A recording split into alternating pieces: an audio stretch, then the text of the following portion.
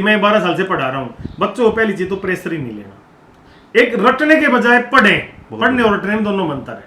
Sir एक और सवाल उठता है, 10वीं और 12वीं की परीक्षाएं रद्द की जा चुकी हैं, ऐसे में जो विद्यार्थी हैं किस तरह से ऑनलाइन, और आपने कहा है कि ऑनलाइन के साथ साथ उनको फिजिकली प्रेजेंस के साथ साथ जो वर्तमान सिलेबस है, जो उनका कोर्स है, उसमें सामंजस्य किस तरह से बिठाया जाए। अरे भाई परीक्षाएं तो भी बाकी है जीवन की। बहुत बढ़िया। ये तो आपकी एजुकेशन की परीक्षाएं रद्द हुई हैं, आपने तो सारी परीक्षाएं झेल ली हैं, और उन परीक्षाओं का तभी झेल सकते हैं जो आपके अंदर नॉलेज है, और नॉलेज के लिए आपको पढ़ना पड़ेगा। उसके लिए वो परीक्षा की जरूरत नहीं है, वो रद्द हुई हो या आगे होनी हो।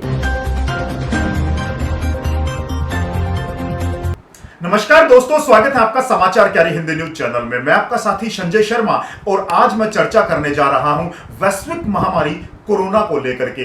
जी हां, कोरोना ने जिस तरह से अपना प्रकोप दिखाना शुरू किया है, उसका असर न केवल शिक्षण संस्थानों पर अपितु विद्यार्थियों पर भी पड़ता नजर आ रहा है। और विद्यार्थियों पर कोरोना का कितना व्यापक असर है और किस प्रकार से विद्यार्थी कोरोना से के प्रति जो तनाव है उससे विमुक्त हो सकते हैं, इस पर चर्चा करने के लिए आज हमारे साथ खास मेहमान है नविंदर सर। जी हां दोस्तों, नविंदर सर हैं the height senior secondary school और शिक्षण संस्थान के निदेशक हैं, और मैं आपको बता दूं कि राष्ट्रीय शिक्षक सेवा सम्मान से सम्मानित भी हैं। सर स्वागत है आपका समाचार क्यारी में।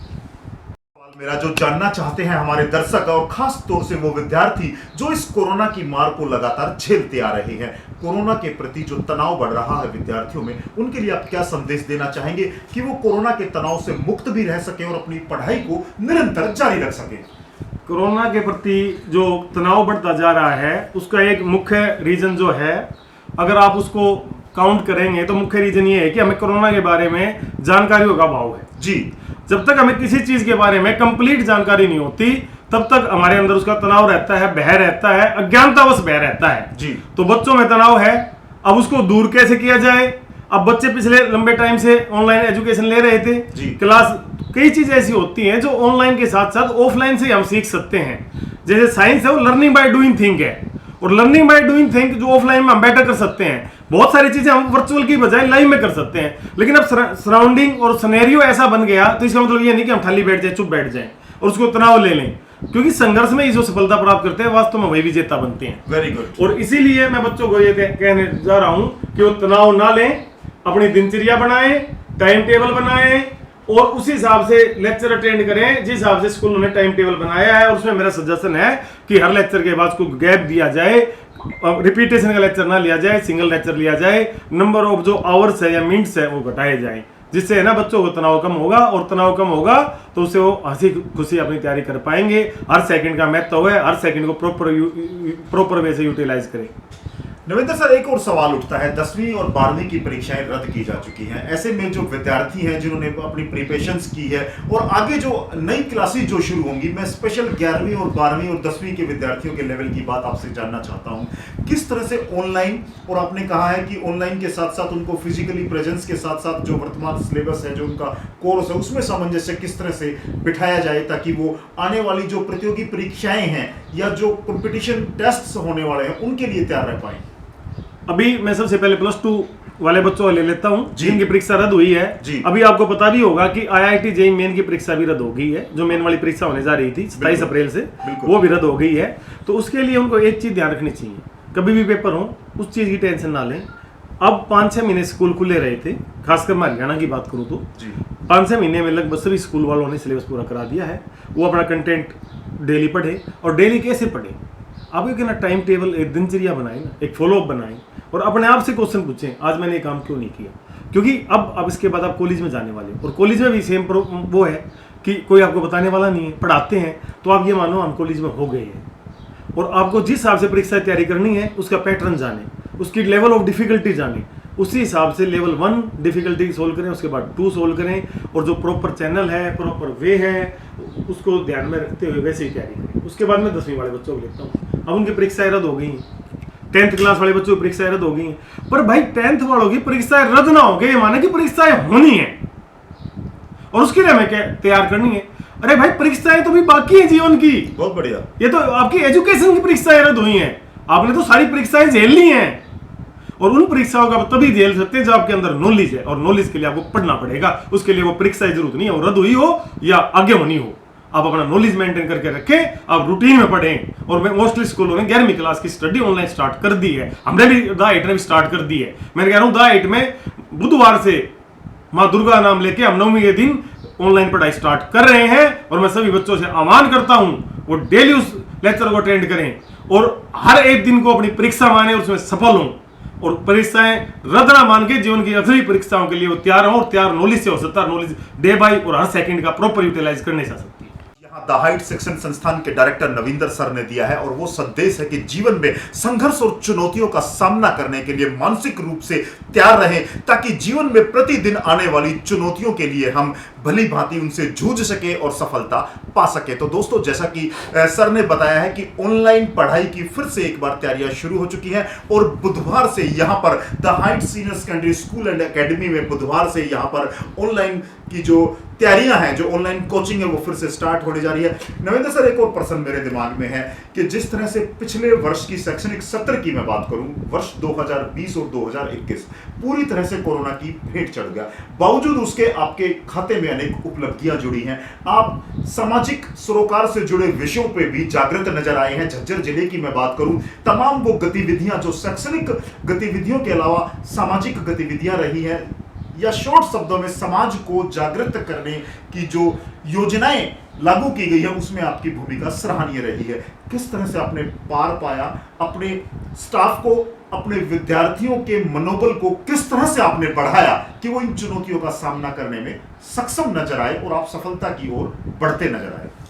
मैं आपको संजय जी एक बहुत अच्छी बात बताना चाहता हूं जी। जब हम छोटे बच्चे थे जी, तो हमारे दादा दादी, नाना नानी, मामा मम्मी हमें कहानियां सुनाते थे और उस कहानियों को सुन के हम उनसे प्रेरणा लेते थे और प्रेरणा लेके आगे बढ़ते थे। जी, सीधी सी बात आ गई, एक बात तो क्लियर होगी। बिल्कुल। इसका मतलब वो हमें मोटिवेशन और चार्ज करती थी। Very good। मैंने भी अपने सभी बच्चों को पिछले जो द8 में 12 साल में बच्चों ने सक्सेस प्राप्त की है, मैंने उनको स्टोरी सुनाई। बहुत बढ़िया। और उस स्टोरी का रिजल्ट ये रहा, ये पंपलेट मेरे हाथ में है जी, 2020 का रिजल्ट मेरे जीवन का सर्वश्रेष्ठ रिजल्ट रहा है। बहुत बढ़िया। चाहे वो IIT लेवल हो, IIT खड़गपुर में हमारा चयन हुआ, केमिस्ट्री ओलंपियाड में हमने पूरे इंडिया में सेकंड पोजीशन प्राप्त की, कोविड-19 में हमने सेकंड पोजीशन प्राप्त की, डॉक्टर नेशनल अंबेडकर मेगा छात्र अवार्ड हमने जीता विद कैश प्राइज ऑफ 50,000, और 10th में हमारी पोजीशन आई रिंकी की 99.2% के साथ, काजल गुलिया की बादली से 99% के साथ हरियाणा में टॉप पोजीशन आई। इसके अलावा टॉप 10 में नैनू धनखड़ और क्या नाम है अपना हिमांशी यादव ने भी स्थान प्राप्त किया। साइंस क्विज हमने जीती 62,000 का, और 2021 में CBSE HBSE दोनों को मिला के एक साइंस क्विज का आयोजन किया। हमारे बच्चों ने यह भी सिद्ध कर दिया कि हम चाहे बोर्ड कोई भी हो, चाहे कंबाइन एफर्ट हो, टॉप 10 में आगे झज्जर जिले का नाम हरियाणा में रोशन किया। तो मैंने एक चीज सीखी, मैंने बच्चों से सीखी एक चीज जी, संघर्ष में सफलता को याद रख के हम और चुनौतियों से पार पा सकते हैं। Very good. और देखिए जिस तरह से, जी हाँ, मैं बात कर रहा था the Heights senior secondary school and academy के डायरेक्टर नविंदर सर से। तो अंत में मैं जानना चाहूंगा कि आज जो हालात हैं, ये बात हमने शिक्षा की है, साथ साथ हमने जो सामाजिक सरोकार से जुड़े विषय थे उन पर भी आपकी जो प्रतिभागिता थी उसको लेकर के भी चर्चा की है। अब मैं खेल की बात करना चाहता हूं। वर्तमान में हमारे हरियाणा प्रदेश से जो 6 खिलाड़ियों का टोक्यो ओलंपिक के लिए चयन हुआ है, एशियाई खेलों की मैं बात करूं, स्वर्ण पदक के साथ साथ सिल्वर पदक हमारे हरियाणा प्रदेश के खिलाड़ियों ने। झज्जर जिले से बजरंग पूनिया और दीपक पूनिया, आप ही के जिले से संबंध रखते हैं। खिलाड़ियों के लिए और खासतौर से विद्यार्थियों के लिए आपकी ओर से संदेश। मैं सबसे पहले तो सभी खिलाड़ियों को शुभकामनाएं देता हूं, और दोनों खिलाड़ियां हमारे जिले से संबंध रखते हैं और खुडर गांव से बिलोंग करते हैं, जहाँ मेरा स्कूल है। बहुत बढ़िया। जब भी इनका नाम आता है तो हमारे स्कूल में एक अलग ऊर्जा आ जाती है कि ये बंदे यहाँ इस गांव से बिलोंग करते हैं, और हमें भी ऐसे लगता है, मैं सही बताऊं, कई बार तो ये देख के मैं भी डंड मारने लग जाता हूं। बहुत बढ़िया, वेरी गुड। जब इतनी एनर्जी मेरे अंदर आ जाती है तो और बच्चों को कितनी एनर्जी आएगी, प्रेरणा। तो भाई बजरंग भाई, दीपक पूनिया, हमारी तरफ से बहुत बहुत शुभकामनाएं, द हाइट परिवार की तरफ से शुभकामनाएं, पूरे खुडर गांव की तरफ से आपको शुभकामनाएं, झज्जर की तरफ से, बल्कि पूरे भारत की तरफ से आपको शुभकामनाएं कि वर्ल्ड लेवल पे जाके 6 के 6 खिलाड़ी गोल्ड मेडल के साथ आए और आएंगे, ये विश्वास है हमारा। अंत में नवेंद्र सर, मैं आपसे जानना चाहूंगा कि बोर्ड की परीक्षाओं, बोर्ड का जो मानसिक तनाव है, उसके साथ साथ कंपटीशन एग्जाम्स में किस तरह से सफलता पाई जाए, ये एक और बच्चों के ऊपर जो बोझ है उसको लेकर के आप क्या समझते हैं, खास तौर से कॉम्पिटिटिव एग्जाम्स को लेकर? देखो सर जी, जैसा मेरा अनुभव रहा है जी। 12 साल में, हमने लास्ट ईयर आईआईटी में सिलेक्शन दिया है। पीएमटी में हमारे बच्चे हैं, 10 से 12 बच्चे एमबीबीएस बन चुके हैं, 100 से ज्यादा डॉक्टर लाइन में जा चुके हैं। Very good। और 300-400 से ज्यादा बच्चे इंजीनियरिंग लाइन में जा चुके हैं। तो मुझे एक चीज क्लियर पता है कि मैं 12 साल से पढ़ा रहा हूँ, बच्चों को पहली चीज तो प्रेशर ही नहीं लेना। एक रटने के बजाय पढ़ने और रटने में दोनों में अंतर है। हम बोर्ड परीक्षा कुछ क्वेश्चनों पर रट्टा मार लें, हमें रट्टा नहीं मारना है, पढ़ना है। जब हम पढ़ते हैं, जैसे मैं पीएमटी का एग्जाम्पल लूँ, हम पीएमटी तैयारी कराते हैं और पिछले 12 साल से करा रहे हैं। और पीएमटी में आप अगर बायोलॉजी सब्जेक्ट लें और उसकी एनसीईआरटी बुक प्रॉपरली एक एक लाइन, एक एक वर्ड क्लियर कर ले, तो कोई भी ताकत नहीं आपको रोक पाए। सेम आईआईटी का है, पिछले पैटर्न आप उठाएं, अगर आपके कंसेप्ट क्लियर है और कंसेप्ट क्लियर हैं तो आपको प्रेशर लेने की जरूरत नहीं है, आप आईआईटी में चले जाएंगे। ये एग्जांपल हमारे लड़के पंकज ने छोड़ा है कि वो पहली बार +2 में एससी कैटेगरी में मेल में फर्स्ट रैंक हासिल किया हरियाणा में, वेरी गुड, एसबीएसई में, और आईआईटी खड़गपुर में भी चयन हुआ। तो दोनों चीज की उसने, और भाई लॉकडाउन भी था, पिछली बार भी लॉकडाउन था, बिल्कुल था। और लॉकडाउन में इस चुनौती से पार पाया। तो भाई आपको कुछ अलग करना पड़ेगा। अलग क्या करना पड़ेगा? पहले तो तनाव हटाना पड़ेगा। अब तनाव ऐसी चीज तो है नहीं कि मेरे सिर पे ये रखा हुआ टैबलेट और मैंने हटा दिया जी। ये तनाव नहीं है। तनाव को मानसिक रूप से आपको बिल्ड करना पड़ेगा, और इसमें पेरेंट की बहुत भूमिकाएं हैं और टीचरों की भी है। एज एन टीचर मैं बच्चों को काउंसलिंग करता हूँ, मोटिवेट करता हूँ कि आज अपने कंसेप्ट क्लियर कीजिए। जीवन में कभी रट्टा नहीं मारना पड़ेगा, और रट्टा नहीं मारना पड़ेगा तो दुनिया का कोई भी कंपटीशन आपको फेस करने में डिफिकल्टी लेवल नहीं आएगी। तो आपको पढ़ाई के साथ साथ हम कंपटीशन की तैयारी भी कराते हैं। तैयारी के मतलब उस चीज़ को खोल के बताते हैं, रटने बजाय द हाइट पढ़ने के हैबिट डालता है।